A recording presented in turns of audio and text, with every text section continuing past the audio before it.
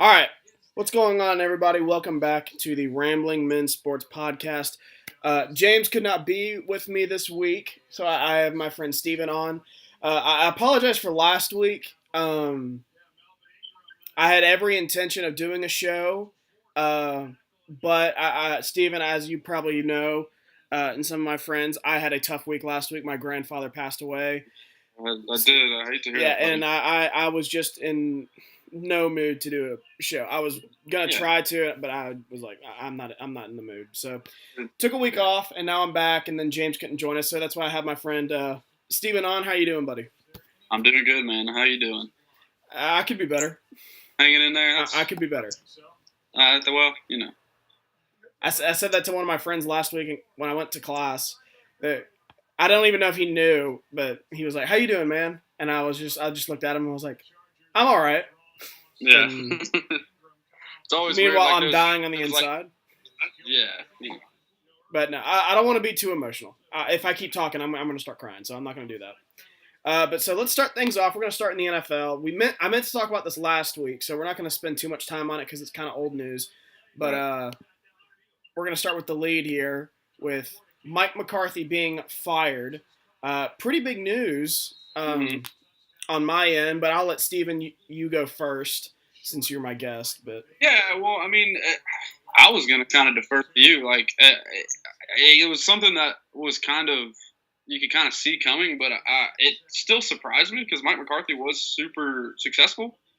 Maybe that was because he had Aaron Rodgers as his quarterback for forever and pieces around him and won a Super Bowl and things like that. But, I was going to, talk to you. So they was it as surprising as people think it, as I guess the nation maybe thought it was because he's been so successful, or could you see the writing on the wall? The only thing that was surprising was the fact it was midseason.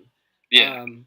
I mean, I had a feeling he was already on the hot seat because since that NFC Championship game against Seattle when we blew a 13-point lead or something like that, Right. The records have been like 10-6, 10-6, 7-9 last year, and then whatever they are this year, 4-7-1 after they fired or before they fired him. So and then last year they finished 7-9. They gave him only a 1-year extension.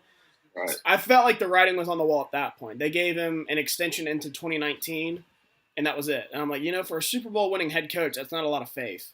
Right. So I was a little surprised when that happened. And then as this season has progressed, I'm like, he's going to be out of here, I think. And Yeah.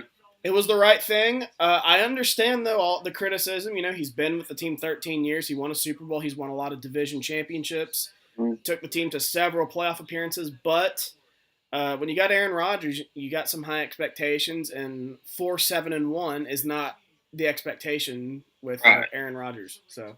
And the NFL is a what have you done for me lately kind of league, almost, with the exception of, there's a few exceptions, but for the majority apparently not Marvin Lewis in Cincinnati, but yeah, except for how he's still a coach. Nobody, I don't think anybody will ever. I think they're in similar boats. I don't think McCarthy or Marvin Lewis are bad coaches, but just it's kind of like McCarthy. What have you done for me lately? Same with Marvin Lewis, except Cincinnati won't get rid of him. It might just be time to start over. I still think they could have a career in this league, but thing with McCarthy, How old is McCarthy? He's about 50. He's a little bit older than 50, probably 55. He's still got about 10 years, I think. Time if he wants to come back and coach. Yeah. I don't know. I think what's best for him right now is maybe just take a year off. I mean, that probably wouldn't be bad. Just get away from it, dude. Enjoy life without the stress. Just be with your family.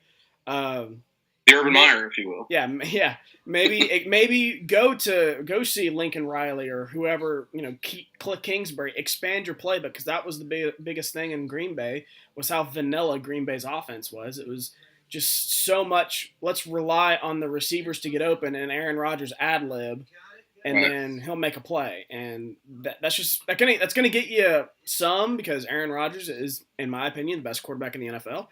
Mm-hmm. But this 1 year when they really needed him to be Superman like every other year, he hasn't been Superman. So it's not all on McCarthy. Some of it is on Rodgers, and I've been critical of him this year, but I mean, he hasn't been terrible. He hasn't been Superman, but he hasn't been terrible. Mm-hmm. So, yeah. So, poll question: do you think the Packers made the right decision by firing McCarthy? As a Packers fan, I say yes. I think it was time for a new guy in there. Yeah. I think the only thing that, personally, I don't like firing coaches in the middle of the year. Personally, you and I talked about it with Mike Matheny with the Cardinals. Hey, it worked out. It worked out until September, and then we kind of shat the bed. But we'll get into your Cardinals here in a minute. They just made a huge splash. We did, yeah. But I've never been a fire coach in the middle of the year kind of guy. So that's the only thing I would say that was a bad decision. But I mean, if the writing's on the wall, the writing's on the wall. Just wipe it out and play out the rest of the year, and then have an entire offseason to they're already starting because Green Bay won last week with Joe Philbin, the interim head coach, who's been a head coach before. Sign him up. But they're already starting. If he beats the Bears and they make the playoffs, do you keep him? I'm like, no. Yeah. Joe Philbin couldn't win games in Miami, and I don't think. I mean, maybe you keep him on staff, but no, you don't. Keep him on as an associate head coach or something. Yeah, you don't keep him. Right now, I mean, the top two guys I wanted are Josh McDaniels and Bruce Arians. Arians, unfortunately, has already said he doesn't want the job. So I think they're really putting their chips in the McDaniels basket. So we'll see. We'll see how that goes. It didn't work out well for Indianapolis. Is that where? That was last year. He was the head coach at Denver before that. That's right. He was at Denver, and then Indianapolis tried to hire him last year, and he was like, "Yeah, maybe I won't want." I did read. This was the week after they fired McCarthy that a lot of assistant coaches had. They wouldn't give names, but the article I read said that they had already shut down. Oh, hey, I realized I have my sound on for the game. Just realized that. But they said how a lot of assistant coaches have already shut down going to colleges and being assistant coaches there because they think McDaniels is going to take that job, and if so, they're holding out hope that he brings them on in Green Bay. So, I don't know. Sounds like he might be able to put together a decent staff there, but we'll see. But they're really putting all their eggs in that basket. Man, I'm really not sure what to think. And I still, Green Bay's still probably I make robots. Green Bay's probably still top 10, maybe top 5 job in the NFL. I mean, it's as storied a franchise as they come. I think I'm biased. I think it's a top 5 job. I think so too. I mean, I don't see why. You don't have an owner. I mean, that could be a blessing and a curse, but you don't have an owner that's going to get in your way if you're a coach. So yeah, that's true. I don't know. Unless you got a GM like Jerry Jones who just wants control of everything, which I don't think Green Bay does. But right. So let's move on. And another big topic from last week was Kareem Hunt, who is on my fantasy team, and I'm not going to forgive him. But he was caught on video, which was acquired from TMZ, that surfaced of him. I didn't see the whole thing, but it sounds like he really, excuse my language, but beat the shit out of this girl. Did you see the video? I don't watch videos like this. I saw a screenshot of him, basically on top of her, looking down on her. I've seen bits and pieces of it where he's got his foot up in the air and is rearing back to kick her or something like that. And I think you and I have had this discussion before. If it's this egregious, he gone and he's never coming back. Apparently there are other instances of this, and I don't know if he'll be banned for life. I mean, a lot of people have said that, and I'm not a huge Sterling Sharp fan, but one thing he did say was, if you start this, you need to start it with everyone, not just athletes. Right. Yeah, police officers, bankers, anyone who beats their wife, they need a lifetime ban, of working, which I think is, when you look at it that way, I think it's dumb, but, but he did, I do think he made a good point with that. But as we mentioned, the Chiefs did, I think the day of, they released him, and NFL banned him, and I'm still holding out hope because he's still on my fantasy team just in case someone scoops him up, but that is looking less and less likely. I can pretty much assure you that ain't gonna happen this year, buddy. Well, I'm like, why bother? There's no one on the waiver wire that's probably gonna get me any Nobody points. works anyway. Yeah. But do you think the Chiefs made – or I'm sorry, that's not the question. Do you think Kareem Hunt will play in the NFL again? I don't think so. You know? I mean, he's talented, and the NFL seems to be a second chance. They like to give second chances, but this is bad. I mean, Ray Rice hadn't played in the league since. Yeah. I don't think, especially I feel like when there's these videos that like very clearly show what happened and what he did, I feel like that just magnifies it and makes it worse. From a lawyer's standpoint, like there's no defending it. Like, yeah, he did it. No, I don't think he plays again. I don't know. I think I looked it up when this happened, when the video first surfaced. Let me double check it here. But I think he's under 25. Yeah, I mean, it's just, second year in the league? He is 23. 23, yeah. Yeah, he just turned 23. So, I mean, he's got a whole, at least a 1 year ban. That makes him 24 this time next year. 25 probably when he's eligible to play again. Right. But, I mean, you think about it, too. For a running back, that's prime. I mean. Yeah. I mean, that's the prime of his career for the next. It was a little different with Rice. He had been in the league, 5 years at that point. He was roughly 28, 29, so he was getting up there for running back. But, I mean, you think about it, Joe Mixon was caught on camera knocking some girl out in Norman, Oklahoma, and he got drafted in the second round. Well, that's why he didn't go first round, but probably why he didn't go first round, but I mean, he did serve a year suspension at Oklahoma or something like. Yeah, something like that. But they counted it as a red shirt. Right. I think they redshirted him in the process. It was kind of bullshit, but yeah. So I mean, long story short, no, I don't think Kareem Hunt plays again. It wouldn't surprise me if he did. Like I said, he's extremely talented. He would be an asset to anybody to pick him up, but I think it's a PR nightmare. At least right now, it's a PR nightmare to pick that dude. I'm kind of with you. That was my first reaction. Then my dad and my brother talked me out of it for a little bit. Yeah. Just because if he ever plays again, he'll be 25. Anyone would be happy to scoop him up for that. But I think you're right. I mean, I don't think the whole domestic violence Me Too movement is going away anytime soon.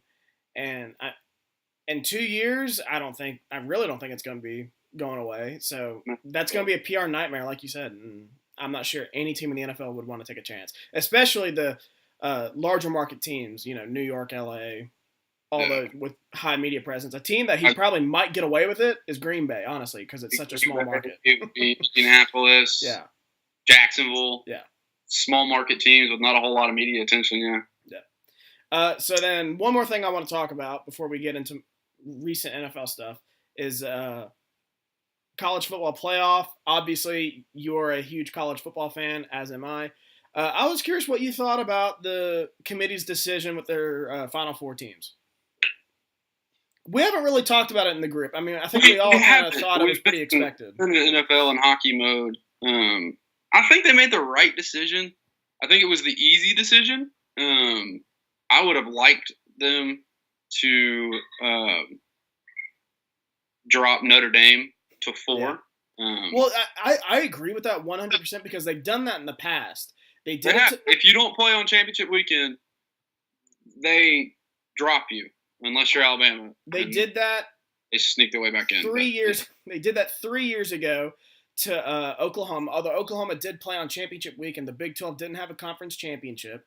They were number 3. They bumped them down to 4, which is stupid. But anyway, then the next year, Ohio State didn't play on championship Saturday. They bumped them down from 2 to 3. 4, yeah. Or so I thought for sure they'd do the same with Notre Dame, and they didn't. They didn't, yeah. I think the team this year that had the best claim outside of the top 4 was Ohio State. While I think Georgia is probably one of the best 4 teams in the country, I think they are. I mean, I'm still under the impression that you have to win your conference. Winning your conference still means something. And as good as Georgia played all year, except for against LSU, they had that one bad game in Baton Rouge, and they had a bad quarter and a half against Alabama. you didn't win your conference, and that still means something to some people. Not some years it means something, but I think Georgia had. I think Ohio State had the best argument to as a team on the outside looking in, because they whooped the crap out of the number 2 team and what was Michigan, number 3 team in the country at the time. I think it was 4. Were they 4? Yeah, a playoff team at the time. They whooped up on them. They won their conference title. They had a pretty decent out-of-conference schedule. They played TCU at a neutral site. I mean, they had, they checked all the boxes. Their only bad loss, they had one bad game against Purdue, which, wasn't a horrible team, but, it wasn't world beaters. But, I think Ohio State, like I said, had the best argument. But in the end, like I said, I think they made the easy choice, probably the right choice, if they're valuing everything that they say they value, conference championships and strength of schedule and things like that. I think, it was an easy choice. I'm with you. I think they got it right. Those were probably the 4 I probably would have gone with. I'm with you though as well. I think Notre Dame screwed everything up. I'm really not sure how good they are. If you ask me, if you asked me in October, I would have said they were the real deal. But in November, they weren't very impressive. They were just kind of getting by.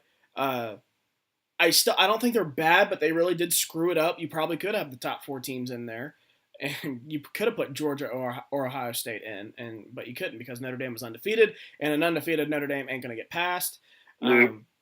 But I'll say this: I hated the argument for Georgia. Like, oh, they went toe-to-toe with Alabama. Like, they should get another chance. No, they had their shot, and they blew it considerably. Yeah. They had a 2-touchdown lead. They missed a field goal to make it a 3-possession game. In my opinion, they had their shot. I'm not a fan of giving that team another shot. I'm just not. Yeah, I'm in the same boat. I mean, they, like you said, they had their chance. They win that game, they're in the playoffs. Yeah. Like, that's the SEC championship. It has always been and probably will always be. You win the SEC championship game, you're going to play for a championship, whether it was in the BCS, whether it's now in the college football playoff. It's basically a play-in game. Yeah. That was Georgia's chance to prove that they belonged in the college football playoff, and they choked it away. So I agree. And then Ohio State, I'm actually shocked the committee was so hard on Ohio State throughout the year. I mean, in previous years, it would be, give them the benefit of the doubt. They keep winning. They just keep winning. And then next thing you know, they'd be in the playoff. This year, they weren't. And I will applaud them for that because I hate Ohio State. But this year has been a little different. It has, yeah. Whether or not – I've heard a lot of talking heads were talking about, like, they were going to punish Ohio State because of the Urban Meyer stuff and, like, the Ryan Smith stuff. And I was like, that – if you're taking a political stance – Urban Meyer getting retiring, but we can get to that. We'll get to that in a second. If you're taking a political stance in the ranking of college football teams because the head coach might be a scumbag and he employed a guy that was definitely a scumbag, like that's a dumb take and you should feel stupid for it. Like there's no reason somebody should be paid to sit on ESPN or SC Network or whatever it was to spout that nonsense. Yeah, I agree.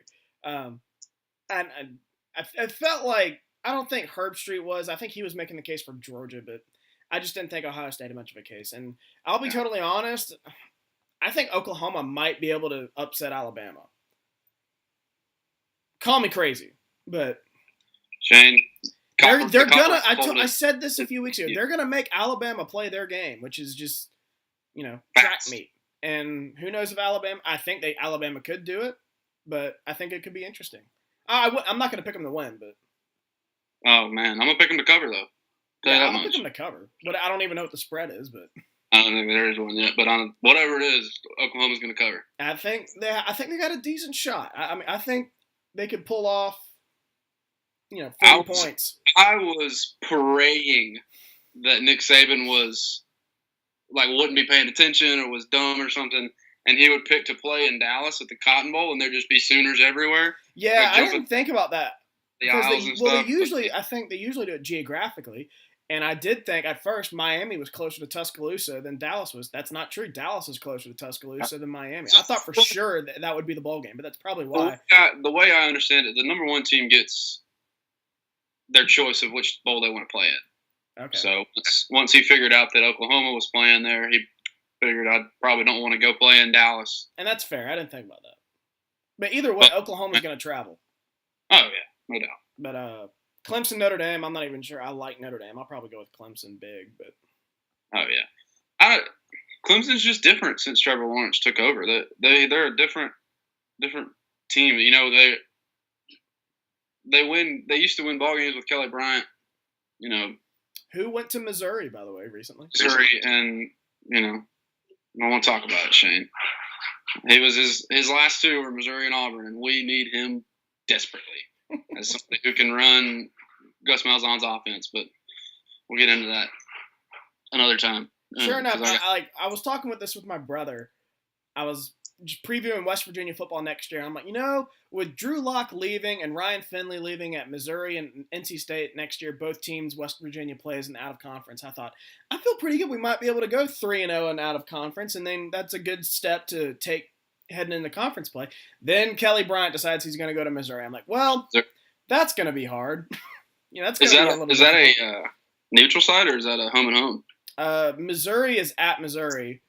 That was a home and home. They spread it out for whatever reason. But 2016, Missouri came to Morgantown, and then 2019, we're going to there. And then NC State, we were supposed to play in Raleigh this year, and that got canceled. That was when they got hurricaned out, right? Yeah, and then this year, they're coming to Morgantown. I thought they would cancel, but if they did, they would have to pay like $2 million. So yeah. So that ain't happening. They'll reschedule it for like 2026 or something. Yeah. But let's get into – oh, no, I'm sorry. I got to pose a question. Do you think – the committee got it right with Alabama, Clemson, Notre Dame, Oklahoma? I kind of already asked it, but I think we both say yes. I mean, it's right. It was the easy choice, but it's right. I agree. But, yeah, we can get into some Urban Meyer real quick. I forgot to mention that on the budget. I don't believe that he's done coaching. You don't? I think this might be it. He's got to have a PR guy going, dude, you can't go back to coaching after retiring for a second time.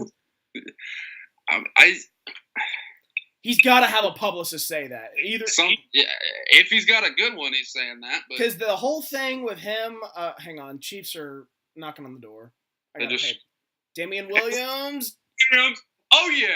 Yes. Let's go. Touchdown. All right, back to this. Because the whole thing when he left Florida, it was like, I'm only going to coach if it's Ohio State. Then the Ohio State job opened up. At least that's what they made it seem. And then he took the job because it was his dream job. It's home, whatever. So that makes sense. Well, now he's retired again. You just retired from your dream job. Where else are you going to go? So he's got to have a publicist say that to him. Like, dude, you can't do that again.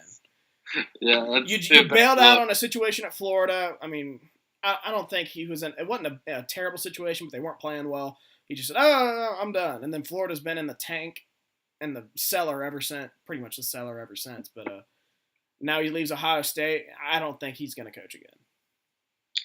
It wouldn't surprise me if he coached again, but it also, I don't know, it also wouldn't surprise me if he didn't. From what I've heard, he hated being in the booth. He hated being on TV and stuff like that. So that's possible. I don't think he'll be back. Yeah. I think I agree. Like, now that I'm thinking about it, I mean, you're right. I mean, they've got to have a PR guy in his ear saying, dude, you can't do this to me again. Like, yeah. I mean, we already, and I'm not one of those people that think, he faked a heart attack in Florida. I do think he was, whatever was wrong with him. I do think something was wrong with him. I don't know if it was a heart attack, but. How does he think about it? Yeah. I do think he had something wrong with him to where he probably needed a year off and just get away from it. But he can't do this again. like I said, he can't do this again. So week 14 NFL recap. And again, you're not a huge NFL guy, Steven, but I'm sure you're paying attention with fantasy football going on a little bit. Oh, yeah. Yeah, for sure. But how are you doing in your other leagues? Because you didn't do so well in ours, even though you beat me twice. Yeah, it always seems to happen. Like, I'll be in 2 or 3 leagues, and, like, I'll be horrible in 2 of them. And then, like, I'm the number 1 seed in the league with all my fraternity brothers with a couple $100 on the line. Like, it always seems that one league I'm good. Like that year that I won our league, I came in last in the other league I was in, like dead last. No, you were. That was the craziest streak I've ever seen. When you won our league 2 years ago, I was you got in at the last spot of the playoffs at 5-8. I was like, he's gonna be one and done. You win your first round game, and I thought, okay, lucky week. Then you beat I don't remember who it was. I think it was Julian because you played Taylor to win it all. And I was like, okay, Steven's hot. And then I was like, he's gonna beat Taylor. Then you beat Taylor, and then you won at 8-8. At 8-8, yep. Bring it on. I love it. We'll see. I'm not too confident this week for my team. I have the number 2 seed. I'm going up against Mac. Damian Williams is really helping me out. I picked him up for my fraternity league. I'm winning right now. If after tonight I'll have 2 guys down, Mac will have 3 guys down. Keenan Allen has 0 points for him, and his quarterback is done, Patrick Mahomes. So I'm in decent shape, I think, if this result holds and I have the lead after tonight. So, but anyway, back to what'd you say? So I think we'll be okay. I'll be fine. You're in the consolation bracket. Oh yeah, but the guy I'm playing in my fraternity league has Patrick Mahomes and Travis Kelce going tonight, and I'm only losing by less than a point, and I only have Damian Williams going tonight. Damian Williams. I wasn't expecting much from him. My brother texts me and says, Damian Williams. I said, how's he doing? He goes, almost 100 yards in the first quarter. I'm like, get the fuck out of here. Get out. Yeah, he's got, I don't know if your points is the same as mine, but he's got 19 and a half points. I think he's got, ours is PPR, so I think he's got like 22. Yeah. Yeah, 22. So probably about 3 catches. But anyway, so NFL recap. Let's start things off with the miracle in Miami that was the Dolphins beating the Patriots. Did you watch that? I didn't watch it live, but I didn't watch the game. I didn't even see the result of the game until William texted me. Yeah, but yeah, I definitely saw it. Rob Gronkowski cannot take an angle to save his life. Oh God! See I think that whole thing with putting your best receiver out there or tallest receiver out there to bat the ball down, that might make people reconsider that. Because I'm not a huge fan of that anyway. I want a defensive back out there. That doesn't make sense, too, because the Dolphins are on their own 30-yard line. It's not like there's going to be a Hail Mary. And Tannehill can't get it to the end zone. That's true. They were deep in their – not deep, but fairly deep in their own territory, like you said, the 35-yard line. Yeah. And Tannehill ain't getting the ball there. If it were Aaron Rodgers, yeah, put Gronk back there and see if he can swat it down. But I agree. As I thought about it, I was like, that doesn't really make sense.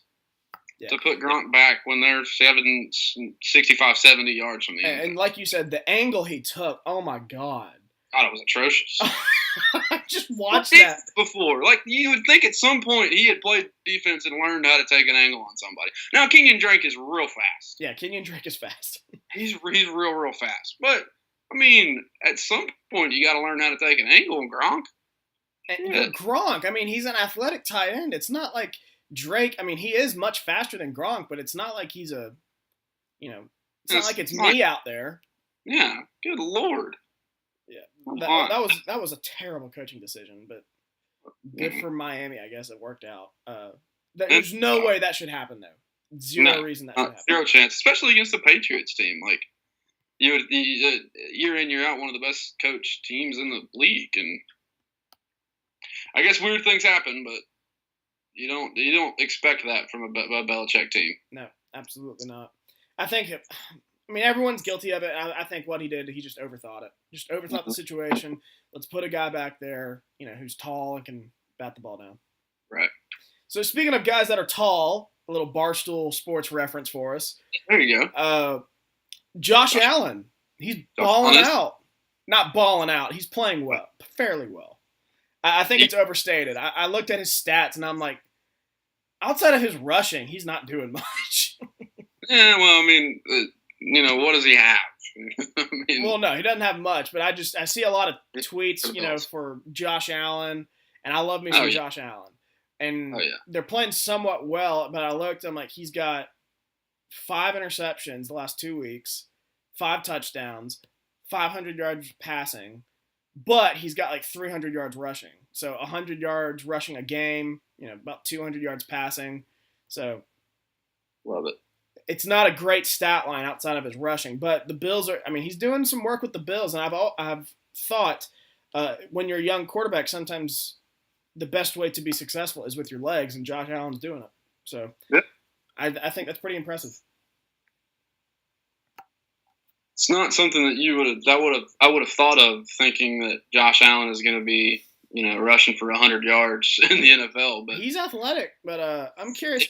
It's like he's deceptively athletic. You know what I mean? Yeah. Oh yeah. You look at him, and you think Ben Roethlisberger. Ben Roethlisberger isn't mobile. Is a nice way of saying it, but he's really not that mobile. He's just good at avoiding pressure because he's so fucking big. But then you look at Josh Allen, and you're like, oh, he can actually move. He can. Good for him. Looks great in shorts. He does look great in shorts. My brother sends that to me all the time. He always says, he's good because he's tall, and that's one thing. So, hands. What's that? He's got big hands. He's tall. Hands. But, got a huge arm. Well, he used that for next year. So next year, West Virginia's quarterback, we're losing Will Grier. So and then our guy next year is a guy named Jack Allison. And my dad said, I'm not sold on him, even though he never played this year, but one snap or something. My dad was like, I don't know if he's going to make it. 4-star quarterback, coming out of high school. He's supposed to be a big deal, but we'll see. My brother said, no, he's going to work out because he's tall. He's like 6'6". He's tall. He looks good, or he's got a rocket arm. He might look good in shorts. He might look good in shorts. We haven't seen it. He's winning the combine. Like, he's winning open media practices. And that's all you need. That's how you get it done, man. You got to look good. That's how you succeed. Absolutely. My Green Bay Packers back on track. I should have put in parentheses for now. Yeah. They surprised me. They looked pretty dang good against Atlanta.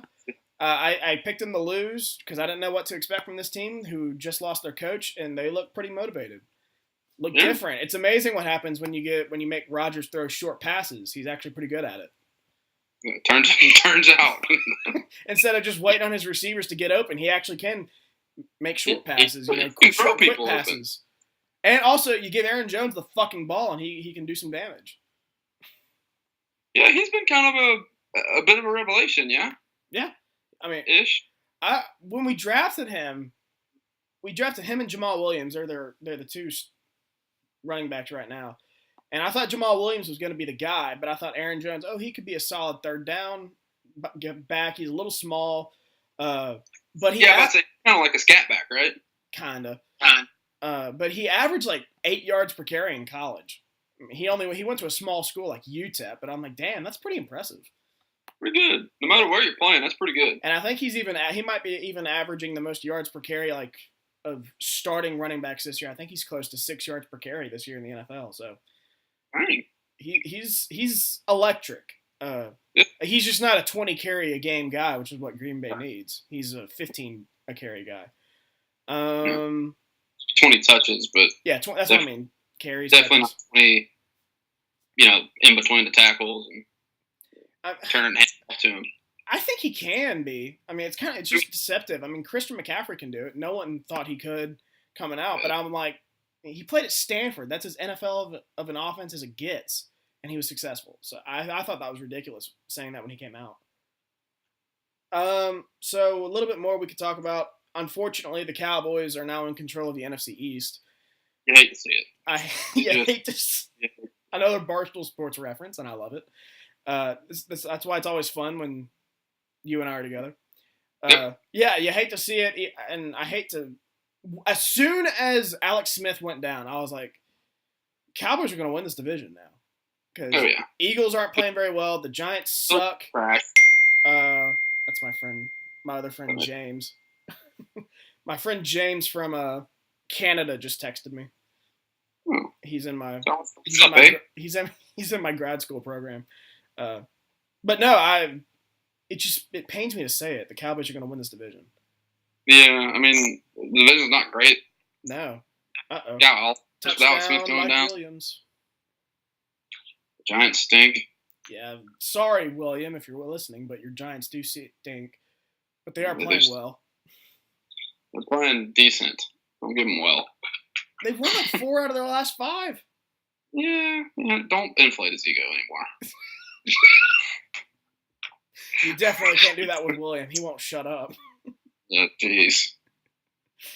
Last thing. So week 15 picks now. This game has already started, but I already gave my pick for it. I picked the Chargers over the Chiefs, and they're within a touchdown now, but I'm not sure that's going to hold. They're making it a game. What about you? Who would you have picked if you? I would have taken the Chiefs, especially with Melvin Gordon not playing. I didn't think about that. I knew obviously the Chiefs were down to their 3rd string running back, and their defense isn't very good. Being at home, Matt. Did you? Oh, okay.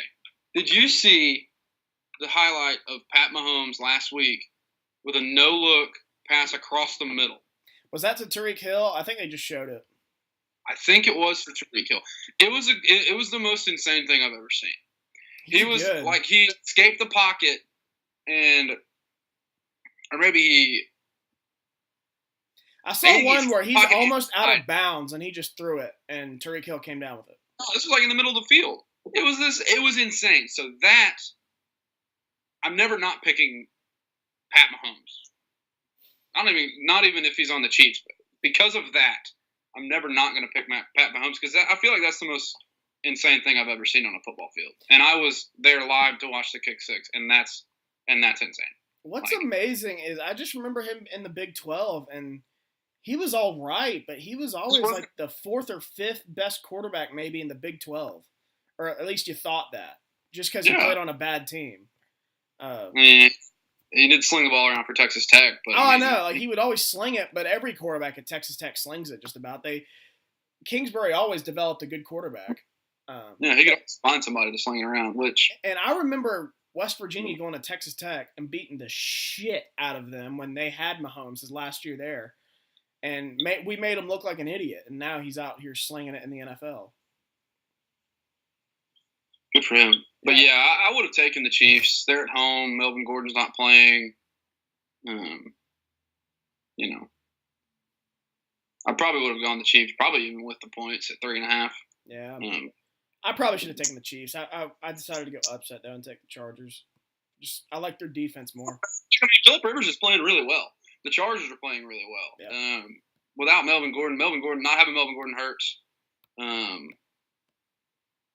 But, the Chargers have been playing well.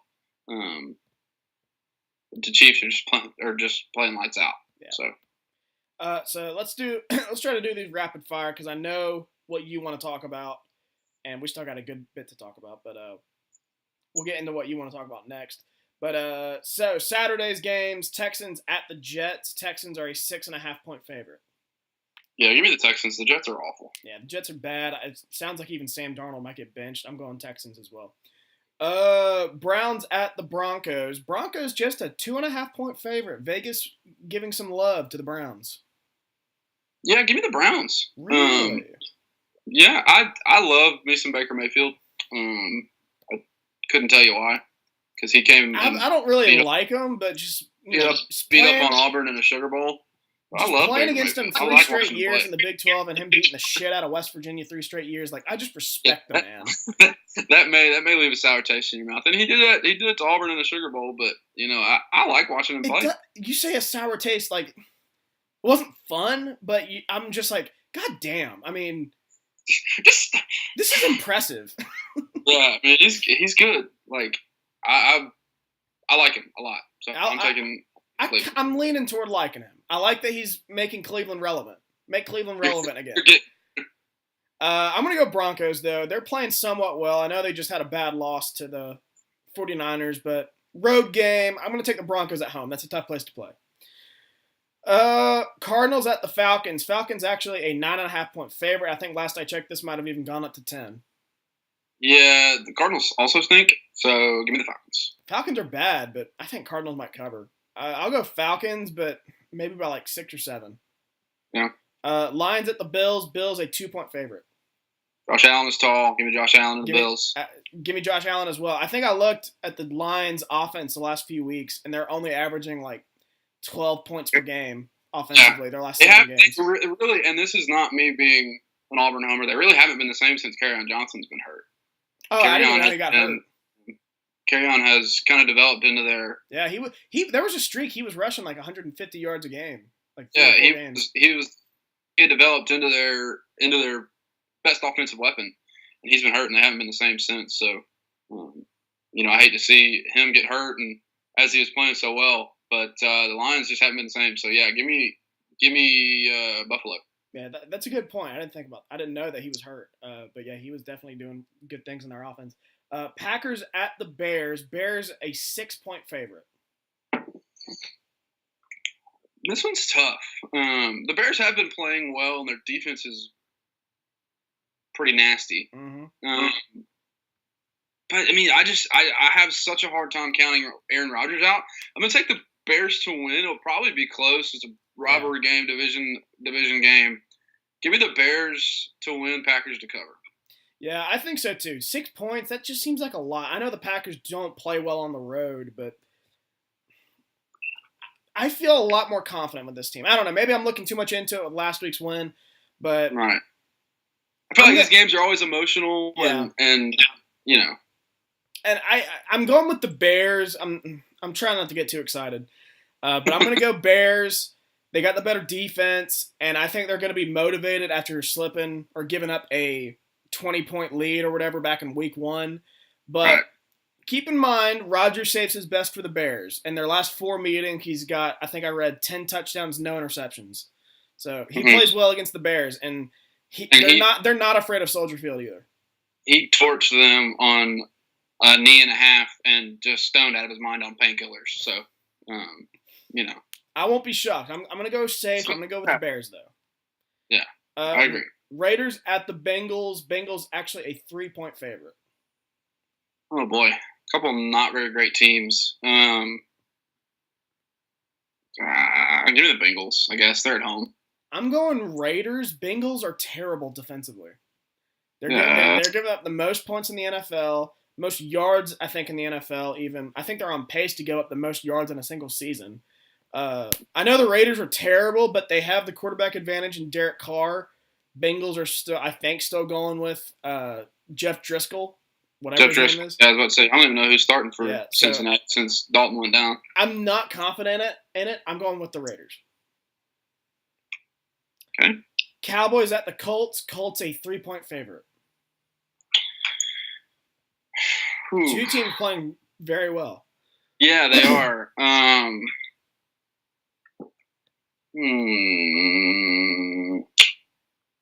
Give me Indianapolis. Not super confident, but Andrew Luck's been playing well.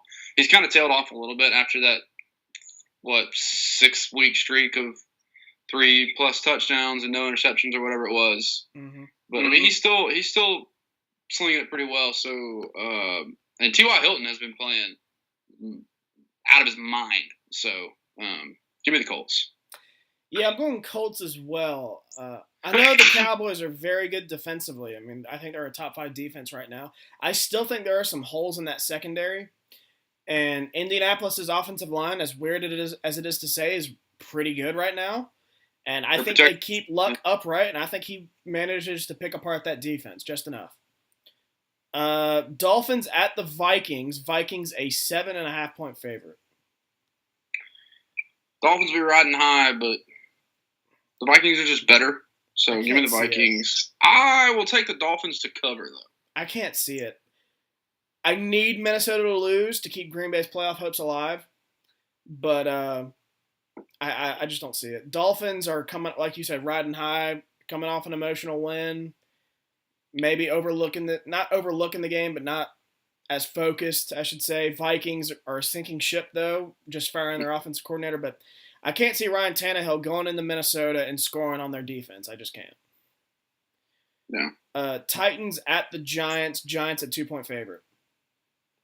Yikes, another 2 teams that aren't playing very well right now. Well, the Giants are playing okay, but Giants are. Yeah, Saquon's playing well. Give me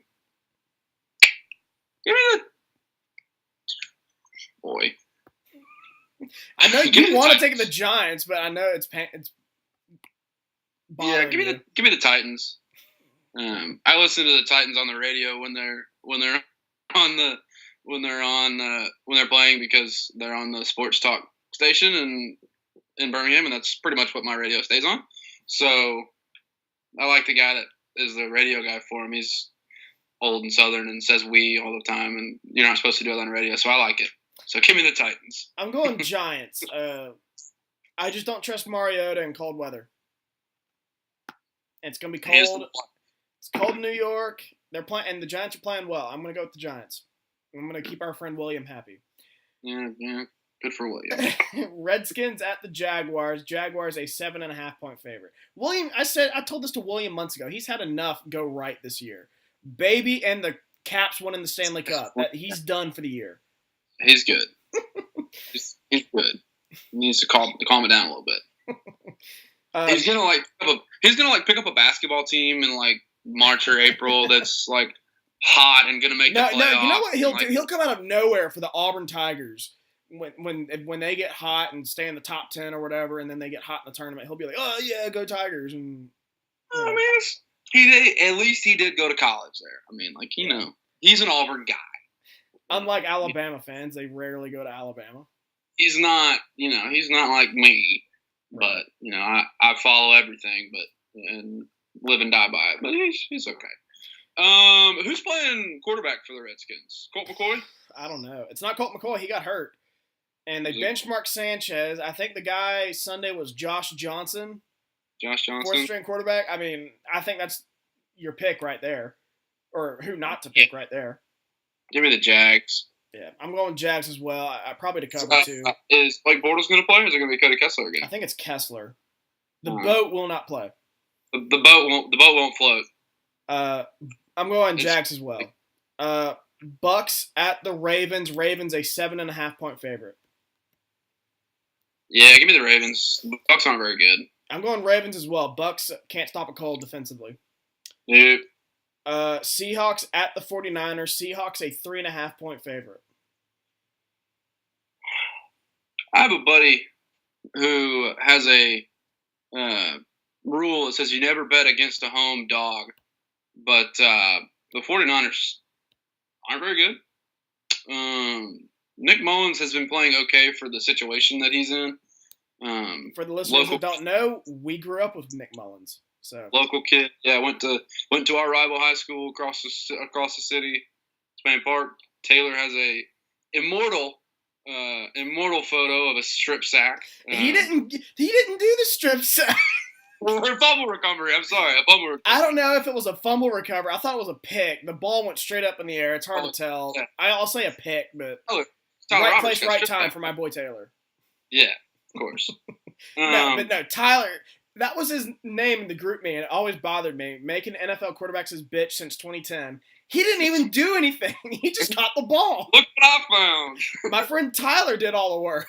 Yeah. It may have even been like Tyler and Michael Niceone or something. Anyway, the 49ers weren't very good. So, Deegan, I'm sorry if you're watching, but I will not bet the home dog and give me Seattle. I'm going Seattle as well. They're playing well. I think they've won like their last 4 games. They're really rolling offensively. I'm going Seattle. Eagles at the Rams. Rams a 11.5-point favorite.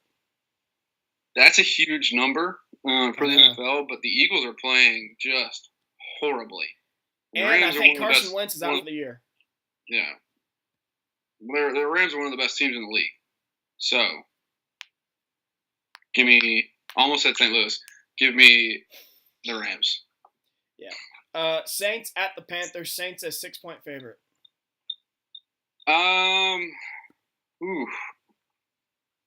Cam hasn't been playing super well. He's a little bit dinged up. He's got a little bit of a shoulder issue. So give me the Saints, but I think the Panthers will cover. I'm going Saints as well. Panthers are not playing well. I think cover is fair. They usually play well at home. But I like the Saints. It's a tough place to play, especially in prime time. Yeah, Panthers just aren't good. They've lost 5 in a row. Or Yeah. something like that. But game of the week, Patriots at the Steelers. Patriots a 2.5-point favorite. So for my fantasy team's sake, I need Pittsburgh to at least stay in it, for it to be a high-scoring game because Big Ben is my quarterback. But whether I think that'll happen or not, I'm not sure. I don't think that's going to happen, if I'm being honest. I think I got to pick the Patriots. I think Belichick's going to be pissed off with what happened last week. They're going to come out firing on all cylinders and beat them by 30. I agree. Maybe. I agree. Steelers aren't playing well. They've lost 3 in a row. But this feels like the game where they'll come out of nowhere and play well because they hate the Patriots. But the Patriots are always in their head, and I think they're going to be motivated after, losing in such a heartbreaking fashion. They're going to be motivated. Give me the Patriots with the points. I say Patriots by a touchdown. So now we're going to get into what you probably wanted to talk about this entire time, which is the MLB offseason. But I had to save it for last because football's going on. And hot stove season, baby. And this is football season right now. But MLB offseason is going on, and your boys, the St. Louis Cardinals, unfortunately made a huge splash by trading for first baseman Paul Goldschmidt. What do you think about that? I like the trade. I'm a little leery. He's only got 1 year left on his contract, and that kind of scares me a little bit. But because of that, we didn't give up a whole lot. We gave up a major league ready starter, not a major league starter because he had been demoted to the bullpen. We gave up a backup catcher who has been passed up by a prospect, and we gave up I think he's in low A right now, like a top 15 prospect. So what we gave up, that's not a whole lot. To get a guy like Goldschmidt, as talented as he is, that fills a lot of holes, is a great defensive first baseman, and we've been needing one of those for a while since Pujols left. Mm-hmm. He really lengthens our lineup. We can hit him second, third, fourth, kind of wherever we need to put him. Frees up some other, kind of solidifies some other places, moves Matt Carpenter to third base, which is his natural position, which allows then Jed Jerko to kind of play a bit of a utility role. Jed Jerko, Morgantown zone. West Virginia Mountaineer. My the guy. The pride of WVU baseball. Yep. I mean, it really does. I mean, this is exactly what we needed. While I want the Cardinals to go after Bryce Harper because I think that we have the money to do it. I think we have the sales pitch to do it as one of the most storied franchises in the National League, the most storied franchise in the National League probably. I don't think that's a debate. A super loyal fan base that will love him and shower him in adoration and everything that he could ever want. He can't go there, man. He can't go there. I love Bryce Harper. He can't go there. Yeah, no, he's going to go to Los Angeles. It's going to piss me off. But no, I so want to buy a jersey of his, but only when it's a team I like. I hate the Nationals. I hate the Dodgers. I hate the Cardinals. I can't have that. If he goes to the Cubs, I can tolerate it. No, I told you this like a year ago. If he goes to Chicago, which they've already said they don't have enough money for him, so odd, I will quit baseball if he goes to Chicago. Luckily, he's not going to, which. If he goes to the Phillies, I'll buy his jersey. The Phillies, that's actually where I think he'll end up. Yeah, I think so too. We might talk about that in a minute. But, the Goldschmidt deal, like I said, it checks off a lot of boxes for the Cardinals, so I really, really like it.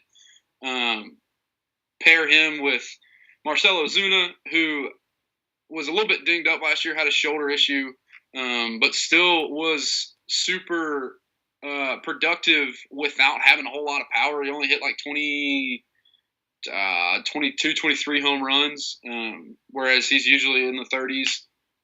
Still drove in 85 runs or so.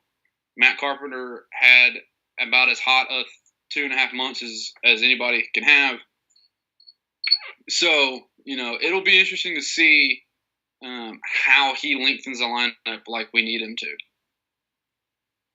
Yeah, I mean, Paul Goldschmidt might be the most underrated player in Major League Baseball. We always talk about him and Joey Votto kind of the same way. Mm-hmm. Just kind of they were kind of toiling away on small market teams. Joey Votto was on a worse team than the Diamondbacks were, but the the D-backs were still small market. Nobody really talked about him a whole lot until the playoffs came around. Yeah, I totally agree. He was super underrated, but now he's gonna be in a place that has more media attention. Maybe not as much as some places, but more than Arizona. So he'll get the love and the looks that he deserves. You're not wrong about that. Just it pains me he's with the Cardinals, and unfortunately they have the money to keep him next year. For another 10 years too. If we don't get Harper, that should be our number one goal, is to extend or sign him in free agency. Like anything that he wants. Back the Brinks truck up. Name the street after him. I don't care what you do. Paul Goldschmidt will be the face of the franchise that we've desperately needed since Albert Pujols left. You're not wrong about that. Another trade that I liked originally, but my boy KFC has trashed it, is the Mets acquiring Robinson Cano and Edwin Diaz from the Seattle Mariners. Yeah, I've been listening to a little bit of what KFC has been saying. Like, the Diaz part of it is outstanding. Yeah. Diaz is going to be a dominant closer. And I think they got Familia back today. So you have those two dudes in the bullpen. That's already a great bullpen. That is. I didn't know they got Familia back. I haven't been checking. I read that. Let me look it up. I've been out. But, I mean, Cano's a salary dump, and the Mariners are kind of... Yeah. Are have to deal with New York Mets. Oh, okay. The Mariners are starting a rebuild for all intents and purposes. Got rid of Paxton, got rid of Diaz, got rid of Cano. Segura, yeah. So they're starting a rebuild, and with everybody except for Felix. So they still got D. Gordon. Yeah, D. Gordon's still up there. I forgot about him. And Corey Seager or Kyle Seager. Kyle, whichever Seager doesn't play for. It's Kyle. Corey plays for the Dodgers. Corey plays for LA. It's Kyle that plays for Seattle. Yeah, you're right. I don't. Jay Bruce going back to Seattle. I mean, Jay Bruce is getting old. Like that, and that may have been. They haven't got much out of Jay Bruce, and I've never been a huge fan of Jay Bruce anyway. I've always felt he was kind of overrated. Yeah. My brother and my dad always make the case for him that he's a pretty good bat, but every time I see him, he's batting like 240. Yeah, he's got some pop. I mean, pop from the left side is always something that's valuable in the majors, especially like veteran pop where you're going to have it.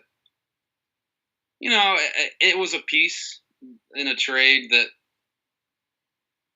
like I said, it was a bit of a salary dump for the Mariners. But I think they're giving the Mets $20 million to cover. Yeah, and I don't know. These trades this offseason have been pretty one-sided.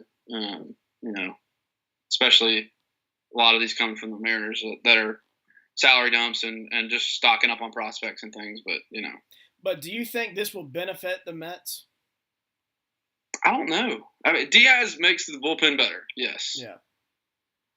Does Robinson Cano play? I mean, if this were 2-3 years ago, Cano's huge, but he's coming off a steroid year.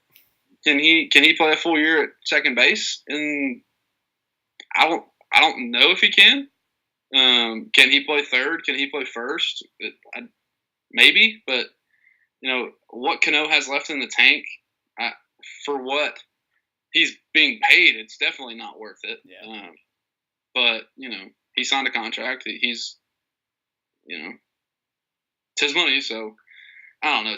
I think, like I said, I think the Diaz part of the trade for the Mets was a wild success. Yeah. I think getting Diaz, he's team controlled for a while. I don't know the specifics, but he's on a rookie contract. He's about to be arbitration eligible, so he's team controlled for a while. Could be the closer of the future. Well, now that they got two closers right now with Familia and Diaz. So. Yeah, so I mean, but you're not gonna. They'll put Diaz in the ninth inning. You're not. Yeah. had 50-something saves last year. You're not going to not trade for him and have him be a setup man. But, I think that was the key piece. And getting the Bruce contract off the books may have helped a little bit too. But I don't know a whole lot about the other pieces going to Seattle. But I know they gave up a guy named Justin Dunn. I think he was one of their top pitchers. Other than that, I'm not really sure. Yeah. So, then they got pitchers out the wazoo, so it's not like they need them. They got plenty of pitchers with the Mets. Damian Williams, a catch for no yards. Actually, -1 yard. And another move, I'm not even sure it's necessary, and I think it all but rules out Bryce Harper returning to the Nationals is the Nationals acquiring Patrick Corbin for a ridiculous amount of money. Yeah, he did get a lot more. I'll ask you this. Does this team really need another arm? I guess. To keep up with Strasburg, Scherzer, Gonzalez. Those are 3 really good pitchers right there. Yeah, and then you add Corbin. Can't ever have too many starting pitchers, in my opinion. I guess, but they're becoming the Mets, except the Mets didn't have Bryce Harper. Yeah. I don't know. Good for Corbin. He had a good year last year. Yeah, no, he's a good pitcher. Just a good pitcher. Does this team really need him? Yeah, I will always say it never hurts to have quality veteran major league starting pitching. Where you get into some trouble, in my opinion, sometimes is if you're relying on young guys that haven't really proven themselves in the bigs yet. Quality major league starting pitching is always an asset to have. Whether or not it works out, like the Yu Darvish experiment in Chicago has gone horribly. We'll see if it works out. Man, that Game 7 World Series has just destroyed his confidence. Yeah, it's not gone well for him, which, I'm not super upset about. If I do say so myself. But I've noticed, with the exception of Scherzer, who got a monster deal and is totally living up to it. Correct me if I'm wrong. A lot of these pitchers that have had these massive contracts haven't really lived up to it. Yes, Zach Greinke hasn't really lived up to it.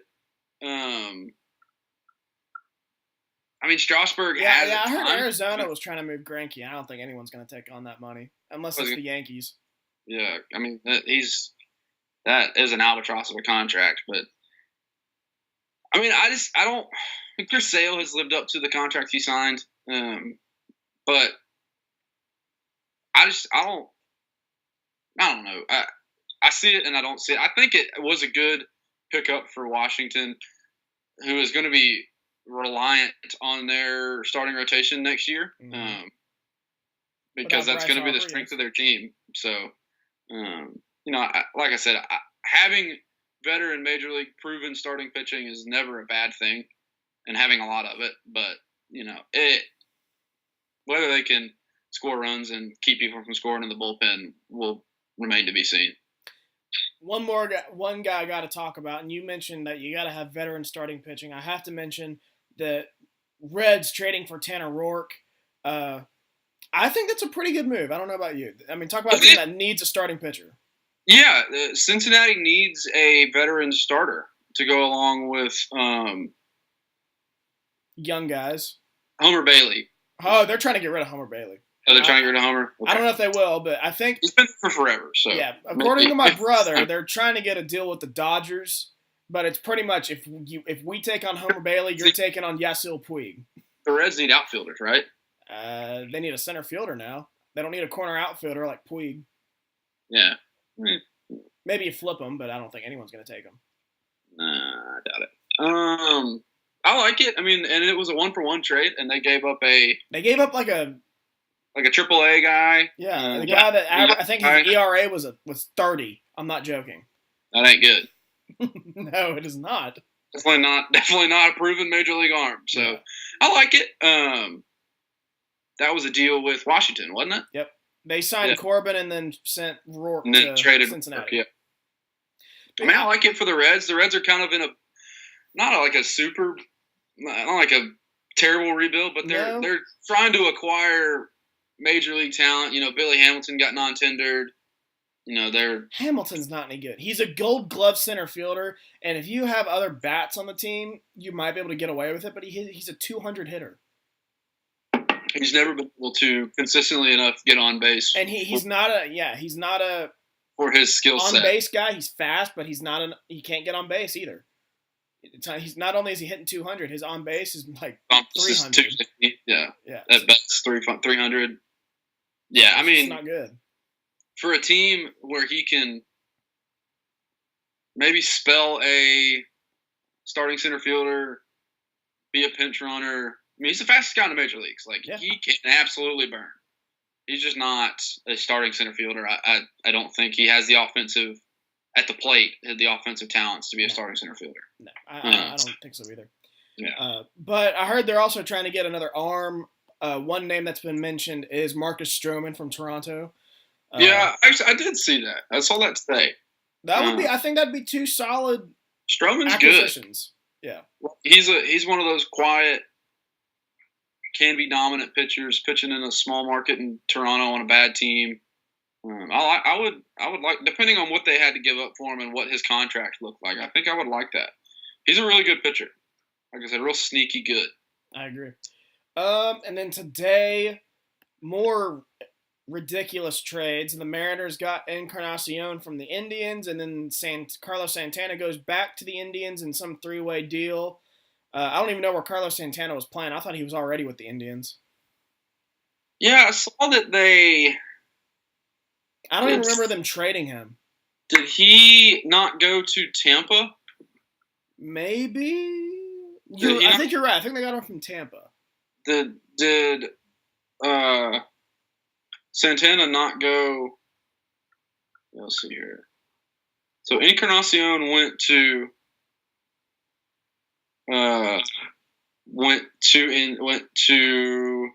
Seattle. Yes. I think because the Rays were the third team. Yes. The deal. It was a 3-team deal. The Rays were the third team. Yes. And I think they just got prospects.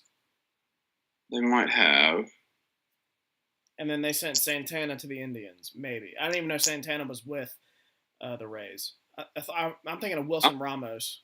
No, he's with the Phillies now, I think. I don't even know where Santana was playing.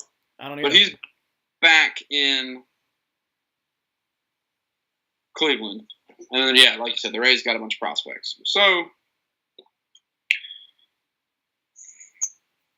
I mean, it's basically 1-for-1 with Seattle and Cleveland trading Encarnacion and Santana. So, they're power bats in the American League.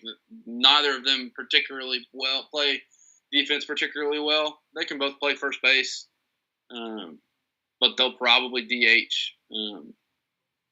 So, we'll see if what they'll do with that, because Nelson Cruz is pretty solidified in the DH spot in Seattle. So maybe Edwin will have to play first base a little bit more than he probably did in Cleveland. But I mean, it's like I said, it's veteran pop that you're going to have, you're going to get production out of. So it's never a bad thing to get somebody that can drive in. It's proven that they can drive in runs. So. All right, so other rumors on the trade block. The biggest one is JT Realmuto. I get an update on him just about every day. So he's just rumored to go somewhere about every day. I've heard the Mets are trying to get him, but speaking of the Mets, they're also apparently trying to get rid of Syndergaard, which makes no sense to me whatsoever. You acquire Cano and Diaz, and then your response is to flip Syndergaard somewhere else. That's not win now mode. No. Acquiring Cano and Diaz, you think, oh, they're trying to win. Acquiring Realmuto, oh, they're trying to win. Maybe you sign AJ Pollock in center field. Oh, they're trying to win now. Not if you get rid of Syndergaard. No, I mean, DeGrom's the ace of the staff right now. There's no doubt about that. But Syndergaard is as good a number 2 as there is in the league. I don't. That is like The the Kershaw Greinke combination with the Dodgers from a few years ago. Maybe better. Maybe. It doesn't make sense to me why you would, if the Wilpons, and KFC talks about this all the time, if the Wilpons win now, right now, why would you trade probably your second best player, the second best player on that team, regardless of position? You trade him away for, and I want to say he's either like arbitration eligible, has got some team control left on his contract. That makes no sense unless you get. What year is arbitration? Year 4? I think that's coming up. 4, 15, yeah. 16, 17, 18. I think this is roughly arbitration for him. Yeah, so probably has at least 2 years of team control, maybe 3 left on his contract. And I know they do have to pay DeGrom, and I would imagine they're gonna pay DeGrom. Yeah. I mean, it's New York. Surely they have money to give DeGrom $25 a year or whatever amount it'll take. And I understand then, because they probably can't afford to keep both of them. And I understand that logic, but he's still got 2 more years of this. He's still got 2 more years. I understand getting rid of them if you can't afford them, but they're both cheap for their production. They're cheap. They're still on rookie contracts. Yeah. They're not making $15, $20 million. No, I get it. Like, I would keep them until you absolutely need them to be gone. Like, I'd try to keep Syndergaard as long as possible, kind of like with Machado. Just keep them there. You never know what's going to happen. You might put a championship team out there, and hey, it's going to be nice that you got them. Yeah, I don't get the let's trade Syndergaard. Do you think, this is the poll question, do you think they'll get rid of Syndergaard? No. Why would they? I like to think they won't either, but I really don't know. Oh, yeah, stop short of the goal line. I don't see. Oh, wait, was that Kelsey? No, it was someone else. Okay, good. I don't see why. Damian Williams. Put Damian Williams in. Vulture. I agree. What he said, retweet. I don't see why they would. All these moves they're making, they're going after, like you said, they're going after Real Muto. They got Robinson Cano. They got Edwin Diaz. I heard they're trying like hell to get AJ Pollock too. That's a huge one to get. Pollock is a really good ball player. He's a very good ball player. Plays goal glove center field. Is a great leadoff hitter. That's a win now move. Yeah. Like, I know they're get rid of your pitcher, man. And I know they got plenty of arms, but I don't. It would not make sense to me for the Mets to trade Syndergaard. No. And you don't think they will? No, I don't think they will. I sure hope not. I have zero faith in the Mets. They're my second team, man. Yeah. Especially now. Again, I said I wasn't going to get emotional. That's my grandfather's team. He's now gone, and I'm like they are like them and the Reds are 1A 1B for me right now, and I will be heartbroken if they trade Syndergaard right now. I agree. Yeah. I love Syndergaard. It doesn't make logical sense to trade your 1B asset. Yeah. If you're in win now mode, and they say they're in win now mode with the moves they're making and the moves they're trying to make, it would not make sense to trade your 1B asset. But this is one scenario I've heard from Mike. God damn it. Mahomes run up the middle. Oh, crap. That's not what we needed. I'm not sure he got in, but it looks awfully close. They haven't signaled anything. That's not what we needed. Oh, thank God. Yes. Short. Fourth down? Short, but a first down. First down. All right. And it's Damian Williams. Absolutely. Anyway, one scenario I did hear was Real Muto traded to the Mets in a 3-team deal. Mets send Syndergaard to the Reds. Marlins get prospects. I'm like, hey, that ain't bad. In that scenario, I wouldn't hate it. I'd still be crushed, but my other team's getting Syndergaard, so I won't hate it. Touchdown, Damian Williams. Fuck yes, I'm behind you. Woo! Thank God. Mac has Mahomes. I can't have Mahomes scoring points. Let's go, baby. I'm in the lead. Sorry. All right, so last little bit here, we'll talk about where do you think Bryce Harper ends up? The top 3, I think, Philadelphia, the Dodgers, Los Angeles Dodgers, and Chicago White Sox. You think the White Sox really? I think the White Sox are like a dark horse team. I do. I've heard. So that's the other thing. I heard on Barstool that apparently they got the next dynasty right now. The White Sox do. They're in a rebuild, and they have so much young talent. I go to Barons games quite a lot in Birmingham, and they're the AA team for Chicago. And there's a lot of talent coming through Birmingham. They got an outfielder that's like 19 years old named Eloy Jimenez, who is a good prospect. They got some pitchers that are coming through. They got pitchers that have just now made it. I think Chicago, they find somebody to build around. I think that's the problem. They just have too many young guys. They might have to trade Jose Abreu if they pay Bryce Harper, because I think he will get a big contract at some point if he hasn't already gotten one. But that's a team. If he goes to the White Sox, I will buy his jersey in a heartbeat. I love the White Sox. I like the White Sox. Find a cornerstone piece like Harper. They really could be. It could be them and the Braves and those two rebuilds have looked real similar. They've traded off all their assets 3-4 years ago. Chris Sale went. Whoever else they had went. Tyler Flowers went. A whole lot of traded assets and got prospects. Difference is the Braves at least had a franchise cornerstone piece in Freddie Freeman. Yeah, but if you look from 30,000 feet at both of those rebuilds, they pretty much look the exact same. And the Braves are a year early ahead already. Yeah. The White Sox are coming. They're going to be good, and that division's not very good. Yeah. So outside, you're right. Outside the Indians, and the Indians might take the Indians are regressing. Yeah. They're not getting better. So, that's another question. Do you think the Indians are trading away Bauer and I think they trade one. I don't know which one yet. I think they trade one. I think either Bauer or Kluber goes. Because the Indians are just so small, they can't afford that much high dollar talent. They won't re-sign Michael Brantley. They're not going. Yeah. I don't think they can afford to pay both Bauer and Kluber. So. But to get back to Bryce, I think ultimately he ends up in LA. I think, and I hate it. Like I hope like hell he goes. Obviously, I want the Cardinals to be in on it. I don't think we're going to be anymore. I think we've kind of looked elsewhere. With the acquisition of Goldschmidt, we're going to try and do that. But the Phillies are a really good match for them. The Phillies have the money to spend and are kind of coming out of a rebuild and are just about ready to compete with Aaron Nola and Rhys Hoskins and Jake Arrieta. I heard somebody else is looking at as a free agent pitcher, but we'll get into that in a minute. They had an all-star pitcher. Was it Aaron Nola? Aaron Nola, yeah. Was it Aaron Nola? Okay. I thought they had another arm that was pretty good. He was a Cy Young finalist this year. Okay.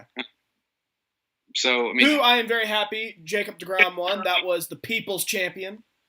Correct. Yes. Yeah. On a horrible team, but he had an absolutely ridiculous year. Get that cornerstone of your franchise. They're coming out of that rebuild. The acquisition of Bryce would put Philadelphia in direct competition with Atlanta. Atlanta is probably going to be the runaway favorite. I think they're all. If they get Harper, they are right there with the Dodgers in the NL. Yeah, I think so. I think they're in. I think you look at. I mean, they already added Segura. You add Harper. I also heard, and I thought I misheard it, but my brothers confirmed it. They have the money for both Harper and Machado. They do. They really could. I really don't think Harper and Machado go to the same place because that just that. Do you think one of them ends up with the White Sox? Because that's apparently the mystery team is the White Sox. I think Harper is more likely to go to the White Sox than Machado is.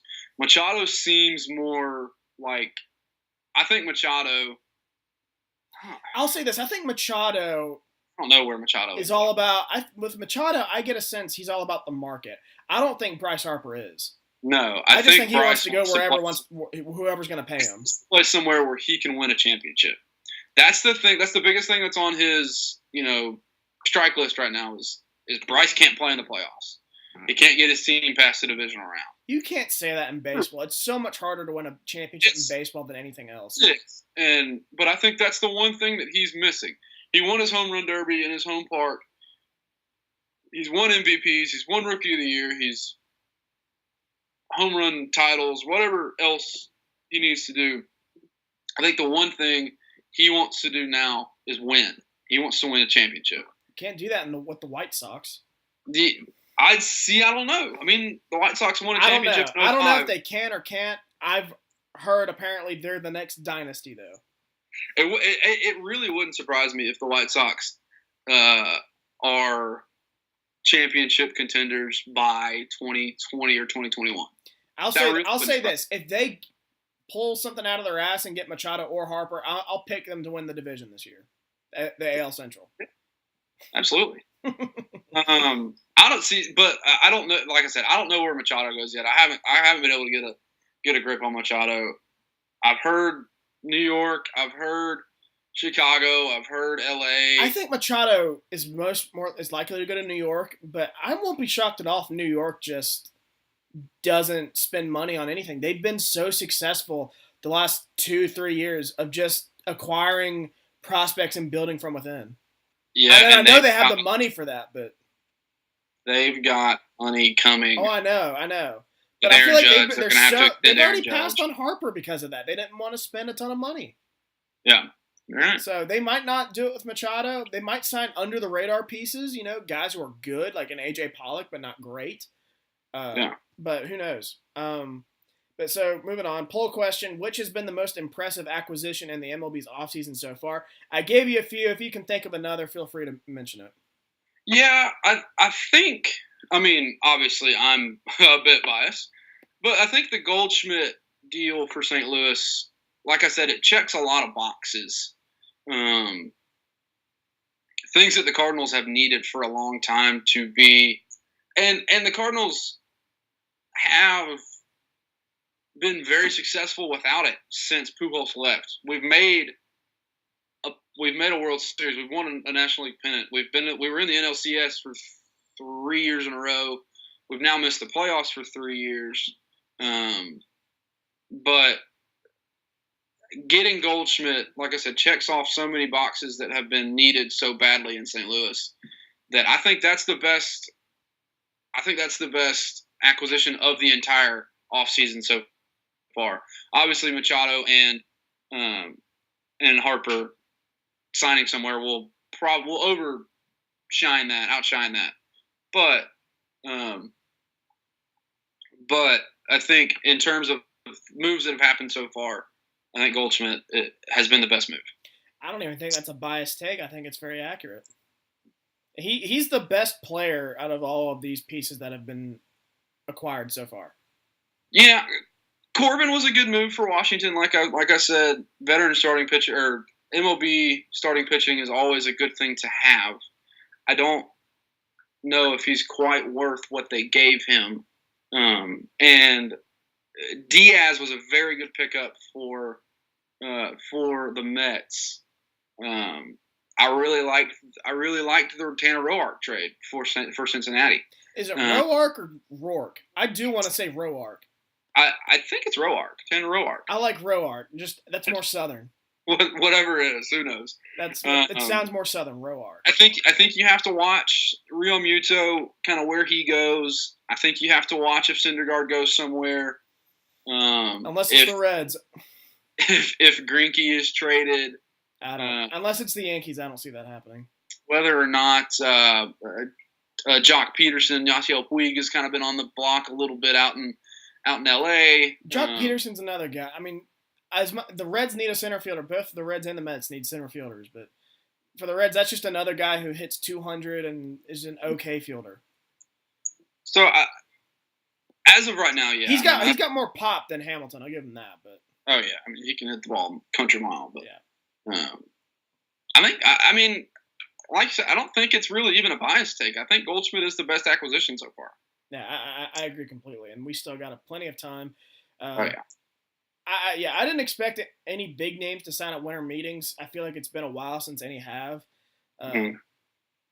I've heard a lot of people say it might be like last year, a lot of the big names sign, in February, Yeah.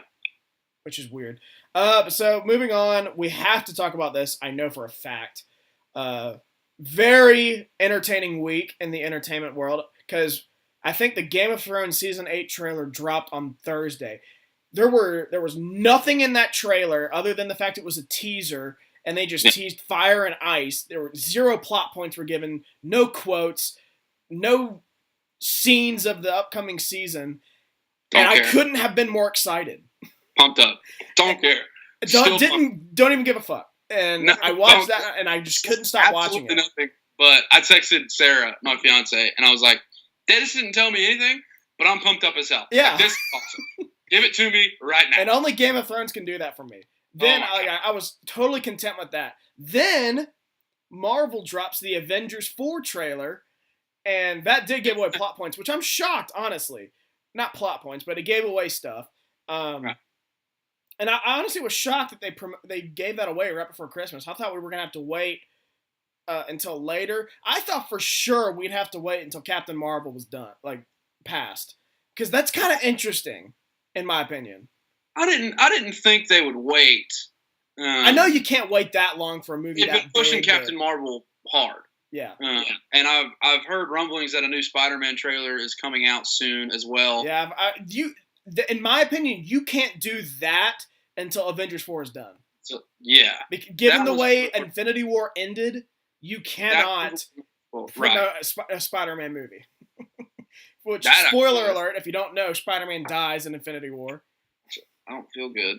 And that's the other thing. They've already promoted these other movies where, even though Spider-Man's dead, they're like, Spider-Man Homecoming, Spider-Man Far From Home is coming out in 2019. I'm like, Spider-Man's dead.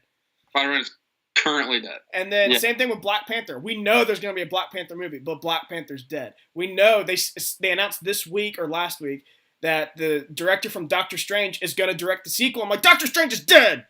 Same with Guardians of the Galaxy. Guardians of the Galaxy is getting a third movie, and I'm like, the Guardians are dead except Rocket Raccoon.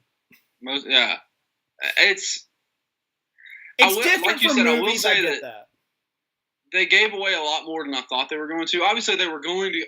I always thought that they were going to give us the title in the first trailer. And Endgame, I fucking love that. Endgame, I love that the callback to the Doctor Strange line. The same with Tony Stark said it in Avengers 2. That's the end. He said it. That's the end game about the aliens. And I like it. I mean, the trailer was phenomenal. Like it was great. The opening with Tony on the that tugged at the heartstrings, man. Yeah. Oh, what's that ship? It was the Guardian ship. Yeah. Whatever it's called. And then, boy, Nebula has to be on that ship with him. You would have to think they're the only ones on Titan. Right. But the way they edited it, it made it seem like he was just like lost in space, which is fair. My take: Captain Marvel saves him on her way to Earth after being paged by Nick Fury. We'll put a pin in that one. That's the only thing. Again, I haven't seen Captain Marvel because it's not out yet, but I think that's my opinion for that too. Is she's gonna wherever I know she's in space too. I think at least. So I think on her route to Earth, she will pass by them and save them and bring them back to Earth. Because we know that they're gonna hook up. Iron Man's not gonna die in space.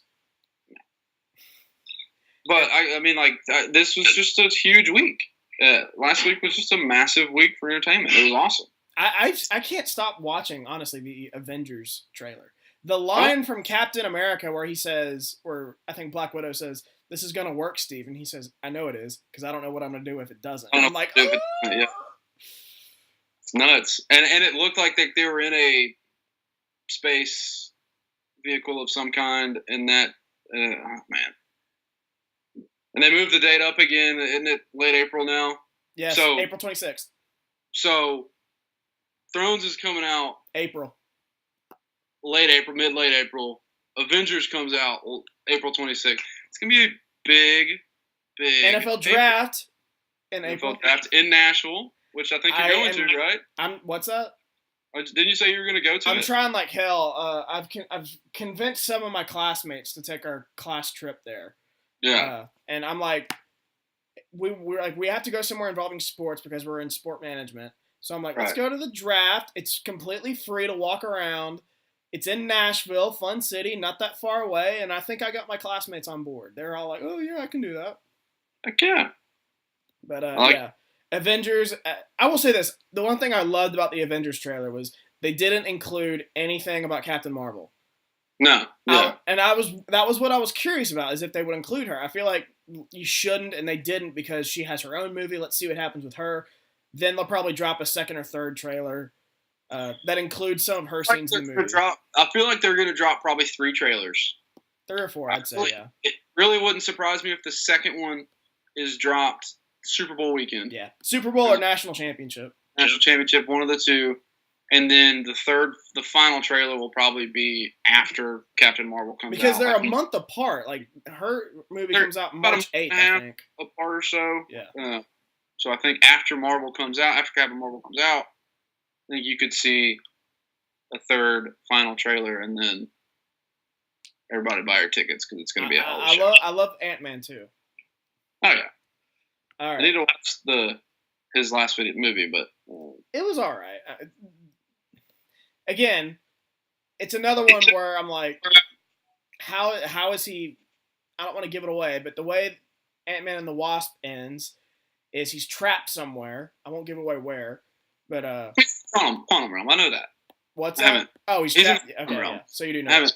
I do know that. Yeah. He's trapped there, but in the trailer, he shows up at the front door of the Avengers place. Yeah. I'm like, how the hell did he get out? So we'll see. All right, but moving on.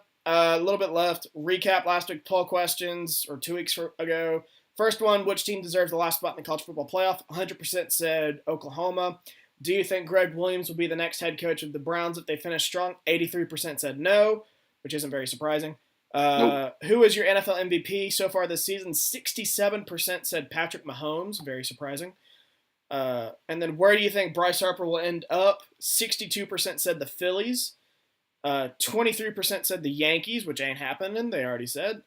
And then 15% said the Nationals, which is highly unlikely to happen now that they signed Patrick Corbin. Phillies, Dodgers, White Sox. And then what? Cardinals distant fourth? Distant fourth, yeah. All right, my man. Final thoughts. You got anything? Got nothing, man. It's going to be an interesting hot stove season. I know you're gearing up for NFL playoffs, but it's hot stove season. What's hot stove season? Baseball never ends, man. For the record, I am up 17 points in my fantasy football matchup with Mac.